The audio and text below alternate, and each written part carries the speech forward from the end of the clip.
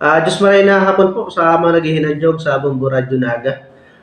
Naging matrayumpo po ang satuyang operasyon kontra illegal na droga. Kaso ugma po, pukos mas o menos 1:47 ning hapon.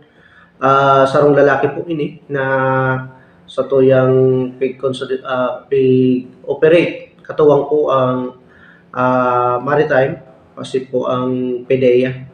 So naging successful po ang satuyang operasyon. Kang ini madakop ta po ang nagpabakal ning pigtutuonan na illegal na droga.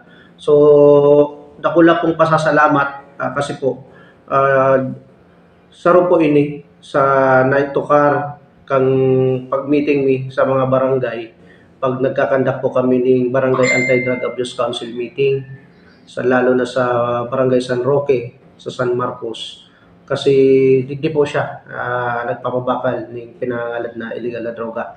So ini po naging matrayumpo po dahil siyempre sa pagtatabangan po kang komunidad, kang barangay, dahil po kita nasakitan na mag-operate sa iya. So halita po din pig-validate ang mga impormasyon. So naging positive man po ang mga information through validation kang sa tuyang mga operatiba. So ini po dahil po ini sa masusi as in pag-validate kang sa tuyang mga operatiba. So naging successful po ang sa tuyang operasyon. Nasa ano po ni sir may agom ini? Ikaw po ning agum, yakan man po dyan. Base po, although dahil naman po dapat i-reveal, saro po yan na saro din po nakakuha kaming intervention. Napag-urulayan mi po sa January 13 sa MADAC na during the interview po sa pamilya kaning mga suspetsado ta na mga nagpapabakal o nagagamit ng droga.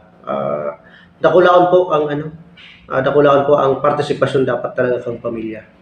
So yan po ang satuyang lakdang na gigibuhon. Kaya po sa maabot po na Enero 13, magkakago po kita ng MADAC, yaon po ang PDEA, pati po ang mga barangay officials para po nga ni madress ining mga issue na aramdaman po baga kang 2016 to 2022 naging massive po ang kampanya to sa illegal na droga. Pero po hanggang ngunyan dahil po baga na tatapos-tapos. Ano po ang MADAC, sir? Municipal Anti-Drug Abuse Council. Kung ano po si mga napag-ulayan mi sa BADAC, so itutukar mi man po ini sa MADAC, isasakat mi po. Ang mga participants kayo, sa mga kapamilya lang kang sa mga involved sa illegal drugs? Ay, hindi po. Ang MADAC po, pig-urulayan po digdi, ang core group po digdi, ang sa tuyong chairperson, si Mayor. So ako po ang vice chairperson. So yan po digdi ang Committee on Peace and Order, ang DSWD, ang DOH, ang Escape Federation, si Gabos na Kapitan, tapos may dawang NGOs, si DepEd. So yan po ang mga composition kang MADAC. Para po matukar tapa. Lalo na baga digdi po sa kamaligan ning igwa pa po kitang anom na barangay na daay pa cleared. So sarap po yan sa pag-urulayan diba? Ining suspect po, sir, primerong beses nang nadakop siya sa ipinagbabawal na droga? Yes po. Primerong beses din na nadakop sa ngunyan na nagpapabakal ng illegal na droga. Pero haloy na din po ini nagagamit.